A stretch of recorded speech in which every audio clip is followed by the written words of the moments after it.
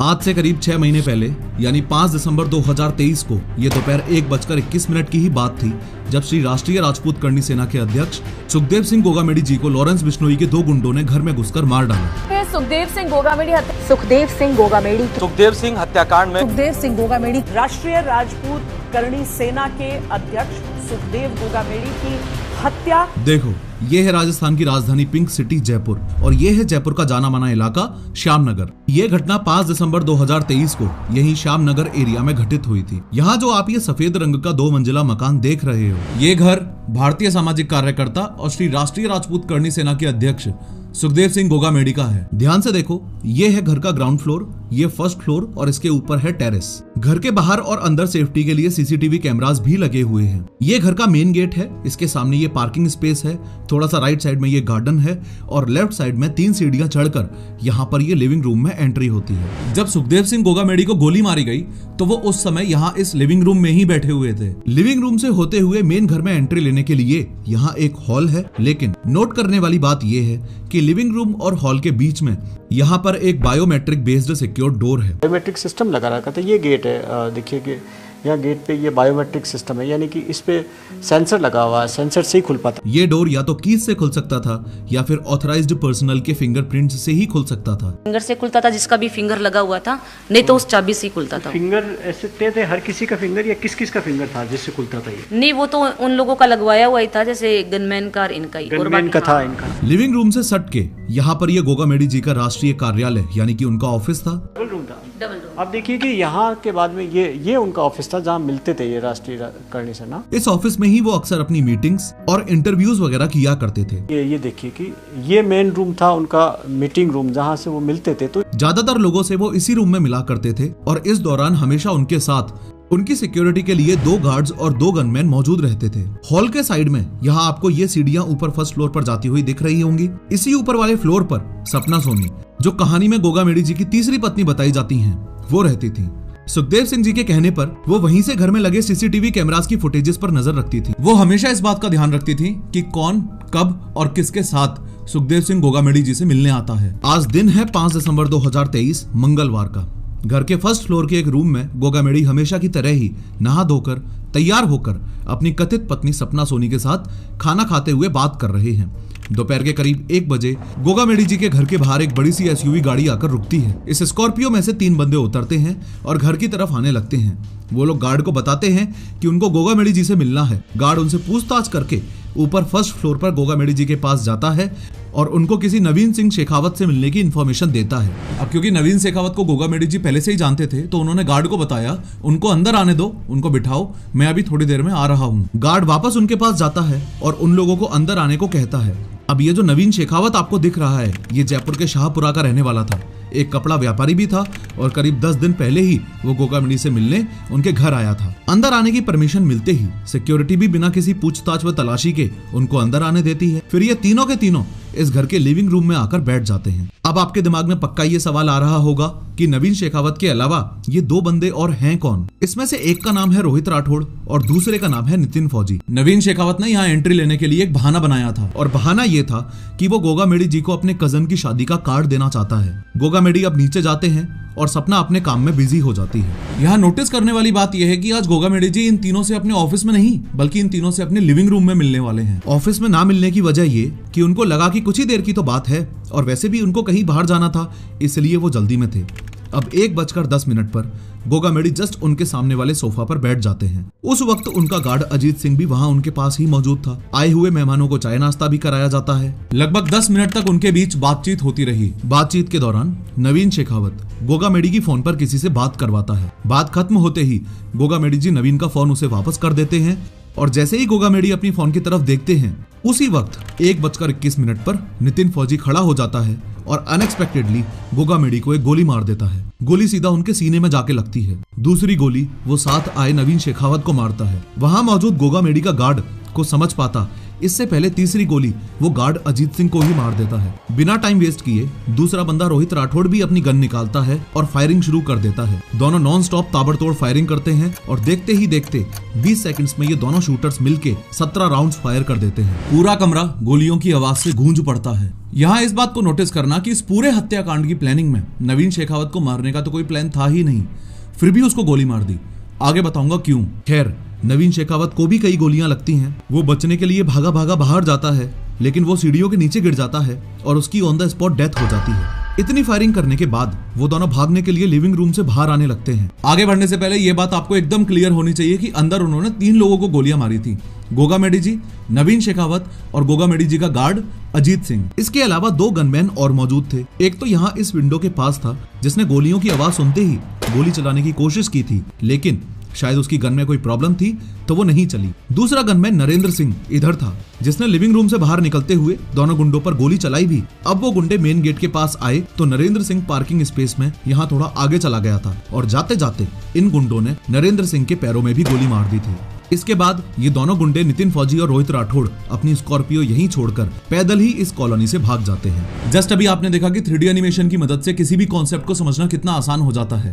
अगर आप भी ऐसी 3D एनिमेटेड वीडियोस बनाना सीखना चाहते हो तो मेरे द्वारा तैयार किए गए master 3D with professor animation course को ज्वाइन करो, लिंक डिस्क्रिप्शन में है। खैर, हादसे के वक्त घर में मौजूद गोगा मेडी की पत्नी सपना सो रही थी और अनफॉर्चुनेटली इसी वजह से वो ये इंसिडेंट सीसीटीवी में नहीं देख पाती है। गोलियों की आवाज सुनते ही उसे ऐसा लगता है जैसे कोई बाहर गली में पटाखे फोड़ रहा है, लेकिन पड़ोस में एक दिन पहले ही किसी की मौत हुई थी तो उसे डाउट होता है कि ऐसी सिचुएशन में पटाखे कौन फोड़ रहा है। सपना इंस्टेंटली उठकर नीचे भागती है। सीढ़ियों से उतरते समय घर का नौकर सपना को घबराते हुए बताता है कि भाभी साहब सब खत्म हो गया, गोलियां चली हैं।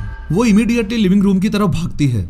जैसे ही वो लिविंग रूम में एंटर होती है, वहां का सीन देखकर उसके पैरों तले जमीन खिसक जाती है। सपना देखती है कि अजीत सिंह और गोगा मेडी दोनों नीचे गिरे हुए थे। वो भागकर गोगा मेडी के पास जाती है और उनकी सांसें चेक करती है। दूसरी तरफ अजीत सिंह बेहोशी की हालत में था और पानी मांग रहा था। बहुत ही हिम्मत और हौसला रखते हुए सपना आसपास के लोगों की मदद लेती है। लोगों की हेल्प से सपना गोगा मेडी और गार्ड अजीत सिंह की बॉडीज को अपनी गाड़ी में डालती है और पास ही मानसरोवर के मेट्रोमास हॉस्पिटल ले जाती है। बट अनलकीली इलाज के दौरान डॉक्टर्स गोगा मेडी को मृत घोषित कर देते हैं और गार्ड अजीत सिंह को इलाज के लिए आईसीयू शिफ्ट कर देते हैं। इलाज के 1 हफ्ते बाद 12 दिसंबर को जयपुर के सवाई मानसिंह हॉस्पिटल में हादसे के one and only I witness Ajit Singh की भी मौत हो जाती है। आज की इस 3D एनिमेटेड वीडियो में हम स्टेप बाय स्टेप समझेंगे लॉरेंस बिश्नोई गैंग ने सुखदेव सिंह गोगा मेडी की हत्या क्यों की, नितिन फौजी और रोहित राठौड़ कौन थे, इनका लॉरेंस बिश्नोई गैंग से क्या कनेक्शन था, इतनी सिक्योरिटी के बाद भी ये किस प्लानिंग के साथ इस हत्याकांड को अंजाम दे पाए और इतना बड़ा कांड करके भी ये लोग कौन से रूट से राजस्थान से भाग निकले। लेकिन हर बार की तरह शुरू से शुरू करते हैं। सुखदेव सिंह गोगा मेडी का असली नाम सुखदेव सिंह शेखावत था। राजस्थान के हनुमानगढ़ जिले में स्थित एक गांव गोगा मेडी में सुखदेव सिंह शेखावत का जन्म हुआ था। चूंकि ये गोगा मेडी गांव के रहने वाले थे, इसलिए इनको सुखदेव सिंह गोगा मेडी बोल दिया जाता था। गोगा मेडी गांव में सुखदेव जी का जन्म 20 फरवरी 1970 को हुआ था और जब इनका देहांत हुआ तब ये 53 साल के थे। जैसे जैसे ये बड़े होते गए, इनका समाज सेवा और राजनीति में इंटरेस्ट बढ़ता गया। राजपूत कम्युनिटी के लिए सुखदेव सिंह गोगा मेडी ने टाइम टू टाइम आवाज उठाई थी। जब पुलिस कोई एक्शन नहीं लेती थी तो सुखदेव सिंह गोगा मेडी जी आगे आके पुलिस को क्रिमिनल्स के खिलाफ एक्शंस लेने पर मजबूर कर देते थे। सुखदेव सिंह गोगा मेडी एक्टिव पॉलिटिक्स में भी आना चाहते थे। साल 2013 में उन्होंने बीएसपी यानी कि बहुजन समाज पार्टी के टिकट पर भादरा असेंबली सीट से चुनाव लड़ा था, जिसमें उनको 33,000 से ज्यादा वोट मिले थे और वो तीसरे नंबर पर रहे थे। गोगा मेडी जी को विधानसभा इलेक्शंस में दावेदारी और कांग्रेस पार्टी से टिकट की चाहत थी। वो भादरा सीट से कांग्रेस के टिकट के लिए लगातार कोशिशों में थे कि मिल जाए, लेकिन सैडली यहाँ कोई भी बात नहीं बन सकी, जिससे वो कांग्रेस पार्टी से कुछ नाराज भी बताए जा रहे थे। साल 2013 में ही सुखदेव सिंह गोगा मेडी ने करनी सेना ज्वाइन कर ली। करनी सेना एक राजपूत संगठन है जिसे साल 2006 में 23 सितंबर को स्थापित किया गया था। इस ऑर्गेनाइजेशन के फाउंडर लोकेंद्र सिंह कालवी थे, जिनका हाल ही में पिछले साल 2023 में 14 मार्च को कार्डियक अरेस्ट की वजह से निधन हो गया। करनी सेना संगठन का नाम बीकानेर के प्रसिद्ध मंदिर करनी माता के नाम पर रखा गया है। करनी माता राजपूत समाज में पूज्य लोक देवी हैं। लोकेंद्र सिंह कालवी और सुखदेव सिंह गोगा मेडी काफी करीबी दोस्त भी थे, जिसके कारण कालवी ने गोगा मेडी को श्री राजपूत करनी सेना का स्टेट प्रेसिडेंट भी बनाया था। लेकिन कुछ राजनीतिक विवादों को लेकर दोनों के बीच अनबन हो गई, जिसके बाद साल 2015 में सुखदेव सिंह गोगा मेडी को उस संगठन से निकालकर अपना खुद का एक नया संगठन बनाना पड़ा, जिसका नाम था श्री राष्ट्रीय राजपूत करनी सेना संगठन। और इसके बाद से वो राजपूत समुदाय और युवाओं में भी काफी लोकप्रिय हो गए थे। इसके अलावा गोगा मेडी जी प्रॉपर्टीज रिलेटेड काम भी किया करते थे। आगे बढ़ने से पहले ये समझ लो कि श्री राष्ट्रीय राजपूत करनी सेना सुखदेव सिंह गोगा मेडी वाली और श्री राजपूत करनी सेना लोकेंद्र सिंह कालवी और महिपाल सिंह मकराना वाली, ये दोनों ही अलग अलग संगठन हैं। अगर सुखदेव सिंह गोगामेडी जी के परिवार की बात करें तो एक अनएक्सपेक्टेड बात ये सामने आई है कि उनकी 3 पत्नियां थीं। गोगामेडी की पहली शादी शकुंतला चौधरी से हुई थी। वो हरियाणा पुलिस में होमगार्ड थीं। वो गोगामेडी गांव में ही रहती थीं और शकुंतला से सुखदेव सिंह को कोई भी संतान नहीं हुई थी। उसके बाद गोगामेडी ने दूसरी शादी शीला शेखावत से की। शीला शेखावत राजपूत थीं और हनुमानगढ़ जिले के भादरा की रहने वाली थीं। सुखदेव सिंह गोगामेडी की दूसरी पत्नी यानी कि शीला शेखावत से 2 बेटियां हैं, उर्वशी शेखावत और यशस्वी सिंह शेखावत। अब खुद को सुखदेव सिंह गोगामेडी की तीसरी पत्नी बताती हुई ये महिला सपना सोनी उस दिन वारदात के समय यही गोगामेडी के साथ घर में मौजूद थी। सपना सोनी के अकॉर्डिंग सुखदेव सिंह जी उसको अपनी पत्नी मानते थे और दोनों लिव इन रिलेशनशिप में रहते थे। वह 11 साल से गोगामेडी के साथ उसी घर में रहती थी। जिस आदमी ने मुझे अपनी पत्नी मानना है, चाहे कुछ भी मानना है, कुछ भी मान लो, चाहे मैं तो उसकी पत्नी नहीं हूँ, मैं तो लिव इन रिलेशन में थी, चाहे वो मेरे को तो अपनी ऐसी तैसी करने के लिए। हालांकि उनकी शादी नहीं हुई थी। अब चलिए थोड़ा पीछे चलते हैं। अगर आपको याद हो तो सुखदेव सिंह गोगामेडी और करणी सेना संगठन का नाम कुछ ज्यादा ही चर्चा में तब आया था जब साल 2017 में जयपुर के जयगढ़ किले में हुई संजय लीला बंसाली की मूवी पद्मावत की शूटिंग चल रही थी। पद्मावत की शूटिंग के दौरान हुए तोड़फोड़ व प्रदर्शन हुए थे।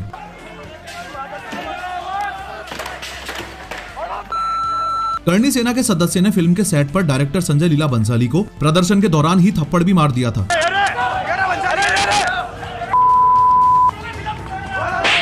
करणी सेना ने आरोप लगाए थे कि इसकी स्टोरी लाइन ने राजपूतों के ट्रेडिशन और कल्चर को ठेस पहुंचाई है। उनका कहना था कि इस फिल्म में इतिहास को तोड़ मरोड़ कर दिखाया गया है। हालांकि करणी सेना के इस विरोध के चलते डायरेक्टर को फिल्म का नाम और कई सीन्स बदलने पड़े थे। दूसरा किस्सा था जब जम्मू कश्मीर के former chief minister Farooq Abdullah द्वारा दिए गए चैलेंज को एक्सेप्ट करते हुए श्री राष्ट्रीय राजपूत करणी सेना के अध्यक्ष सुखदेव सिंह गोगामेडी ने करणी सेना के कुछ मेंबर्स के साथ 15 अगस्त 2018 को कश्मीर में श्रीनगर के लाल चौक पर जाकर देश का झंडा फहराकर पूरे देश का सम्मान बढ़ाया था।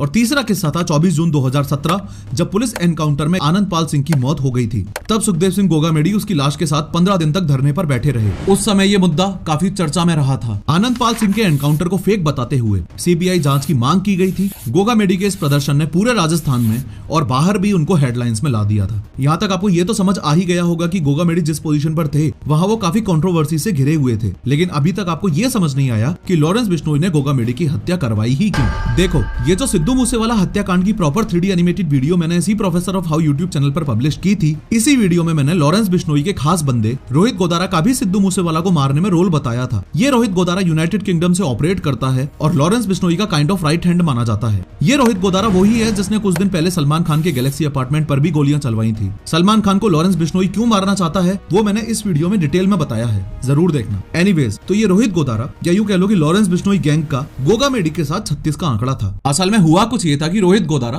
एक क्रिमिनल होने के नाते एक्सटॉर्शन रैकेट भी चलाता था। आसान भाषा में बोलूं तो बड़े बड़े बिजनेसमैनों से जबरदस्ती पैसे वसूलने का काम किया करता था। ऐसा ही एक केस राजस्थान के चूरू के एक बिजनेसमैन के साथ भी हुआ। रोहित गोदारा ने उस बिजनेसमैन से किसी जमीन को मद्देनजर रखते हुए 50 लाख रुपए कैश की डिमांड की। चूरू डिस्ट्रिक्ट के उस बिजनेसमैन ने पैसे देने से मना कर दिया और डायरेक्टली मदद के लिए गोगामेडी के पास जा पहुंचा। गोगामेडी ने लॉरेंस बिश्नोई के खास गुर्गे रोहित गोदारा को कॉल किया और बोला कि हम तुझे रुपए नहीं देने वाले हैं। इस बात के चलते रोहित गोदारा का ईगो हर्ट हो गया और गोगामेडी जी के प्रति दुश्मनी और ज्यादा बढ़ गई। मोरोवर, रोहित गोदारा सुखदेव सिंह गोगामेडी से इसलिए भी जलता था क्योंकि उसका मानना था कि गोगामेडी एक पार्शियल लीडर है, सिर्फ एक ही जाति या एक ही समाज के बारे में भला सोचता है, हमेशा जाट और दूसरी कास्ट के खिलाफ बोलता है और राजपूतों के फेवर में ही सारे काम करता है। मोर इम्पोर्टेंटली आनंद पाल सिंह के आज के काफी जाने माने गैंगस्टर लॉरेंस बिश्नोई के साथ अच्छे संबंध थे। लेकिन ध्यान रखो, मैं एकदम शुरू के दिनों की बात कर रहा हूँ। आज से काफी साल पहले लॉरेंस बिश्नोई और आनंद पाल सिंह में काफी अच्छी दोस्ती हुआ करती थी, लेकिन समय के साथ ये दोनों ही गैंग्स कुछ पॉलिटिकल मुद्दों की वजह से एक दूसरे के जानी दुश्मन बन गए। फिर एक समय ऐसा भी आया जब राजस्थान पुलिस ने आनंद पाल सिंह को पॉलिटिकल झांसे में लेकर मार डाला। आनंद पाल की मौत बहुत ही पॉलिटिकली प्लान्ड और मिस्टीरियस थी और गोगामेडी जी को यह सब हजम नहीं हुआ। इसलिए आनंद पाल के शव के साथ सुखदेव सिंह गोगामेडी ने 15 दिनों तक धरना प्रदर्शन किया और इस एनकाउंटर को फेक एनकाउंटर बताते हुए सीबीआई जांच की मांग की। हमारी प्रमुख मांग यही है, इस मामले की पूरे की सीबीआई जांच हो जाए, हम तब जाकर के संतुष्ट होंगे। तो अब आनंद पाल सिंह लॉरेंस बिश्नोई का कट्टर दुश्मन था और दुश्मन का दोस्त तो दुश्मन होता ही है। इन सभी रीजंस की वजह से लॉरेंस बिश्नोई और गोगा मेडी भी दुश्मन बन चुके थे। इनफैक्ट गोगा मेडी की हत्या के बाद एक फेसबुक पोस्ट के जरिए रोहित गोदारा ने इस कांड की जिम्मेदारी लेते हुए ये मेंशन भी किया था कि सुखदेव सिंह गोगा मेडी लॉरेंस बिश्नोई गैंग के दुश्मनों से मिलकर उनका सहयोग करता था और उनको पूर्ण रूप से मजबूत करने का काम करता था। इसके साथ डिस्प्यूट कोई किसी प्रॉपर्टी के मैटर को लेके हुआ था जी। ये हमारे साथ कोई 19-20 कर रहा था जी। यहाँ तक आपको ये बात तो अच्छे से समझ आ चुकी होगी कि रोहित गोदारा कौन है और उसने गोगा मेडी जी को मारने की प्लानिंग क्यों की। अब ये समझो कि रोहित गोदारा ने ये पूरा गेम प्लान एग्जीक्यूट किया कैसे। अब देखो, रोहित गोदारा खुद तो फिलहाल दुबई से ऑपरेट करता है, लेकिन इंडिया में उसके सभी प्लान्स को अंजाम देने के लिए भी कोई बंदा तो चाहिए ना। तो रोहित गोदारा का जो राइट हैंड है वो है वीरेंद्र चारण। वीरेंद्र चारण राजस्थान के बीकानेर का मोस्ट वांटेड क्रिमिनल है, जो गोगा मेडी हत्याकांड का मास्टरमाइंड भी माना जाता है। इन शॉर्ट, रोहित गोदारा ने गोगा मेडी हत्याकांड का जिम्मा वीरेंद्र चारण को सौंपा और वीरेंद्र चारण ने इस काम के लिए 2 बंदों को तैयार किया। वही 2 बंदे जिनका जिक्र इस वीडियो में स्टार्टिंग में हुआ था, नितिन फौजी और रोहित राठौड़। नितिन फौजी और रोहित राठौड़ के बारे में एक छोटी सी बात आपको ये भी पता होनी चाहिए कि नितिन फौजी तो साल 2019 से इंडियन आर्मी के 19 जाट रेजिमेंट अलवर में पोस्टेड था और महेंद्रगढ़ हरियाणा का रहने वाला था। जब बाद में जनता को पता चला था कि गोगा मेडी हत्याकांड का एक शूटर आर्मी में था और इंसिडेंट के टाइम ऑन ड्यूटी भी था, बस कुछ ही दिनों की छुट्टी पर आया हुआ था, तो लोगों को काफी शौक लगा था। और रोहित राठौड़ मकराना राजस्थान का रहने वाला था। इसकी गोगा मेडी से दुश्मनी कैसे हुई वो काफी विचित्र इंसिडेंट है, ध्यान से सुनना। रोहित राठौड़ के पिता आर्मी में थे, जिनकी कैंसर के कारण कई सालों पहले मौत हो गई थी। बताया जाता है कि रोहित के पिता उसकी हरकतों से काफी परेशान थे रिपोर्टेडली,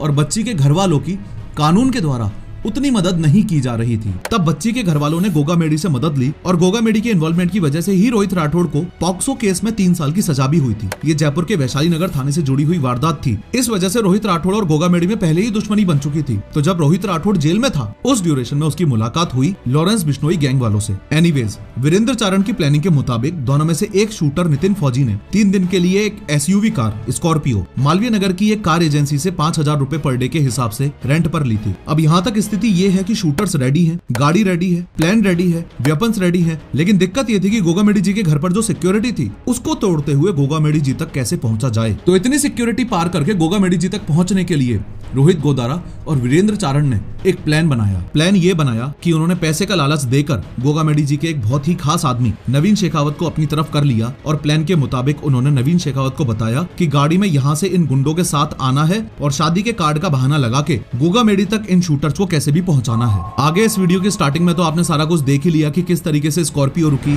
गेट पर चेकिंग नहीं हुई, तीनों अंदर गए, हत्याकांड को अंजाम दिया गया और भाग गए। यहाँ एक सवाल जो अभी तक वैसा का वैसा बना हुआ है वो ये कि नवीन शेखावत तो शूटर्स के साथ ही था, फिर नवीन शेखावत को क्यों मारा? तो ध्यान से सुनो। हुआ यूं कि जब भी गोदारा या चारण में से कोई भी शेखावत को फोन करते थे, तब शेखावत उन कॉन्वर्सेशन और प्लानिंग की कॉल रिकॉर्डिंग कर लेता था। उसी रिकॉर्डिंग को लीक करने की धमकी देकर उनसे पैसे मांगता था। रोहित गोदारा इस वजह से बहुत ही परेशान और गुस्से में था और इसी वजह से गोदारा शूटर्स को गोगा मेडी के साथ नवीन शेखावत को भी उड़ा देने को कहता है। खैर, हत्याकांड को अंजाम देने के बाद जैसे ही दोनों शूटर्स गोगा मेडी जी के घर से भागे, तो गली से निकलते वक्त उनका सामना एक i10 कार वाले से हुआ। GTA Vice City की तरह उन्होंने कार छीनने की कोशिश की, लेकिन कार वाला भाग निकला। फिर पीछे से एक स्कूटी वाला आ रहा था, तो उस स्कूटी वाले को गोली मारकर उन्होंने उससे स्कूटी छीन ली और वहां से फरार हो गए। वहां से वो लोग सीधा जयपुर के अजमेर रोड का रास्ता पकड़ते हैं। अजमेर रोड पहुंचते ही वहां उनको बाइक पर रामवीर जाट नाम का एक बंदा खड़ा हुआ मिलता है। स्टोरी में अब चौथे बंदे की एंट्री होती है। कहा जाता है कि रामवीर जाट महेंद्रगढ़ हरियाणा का रहने वाला था और नितिन फौजी का पुराना दोस्त भी था। रामवीर नितिन फौजी और रोहित राठौड़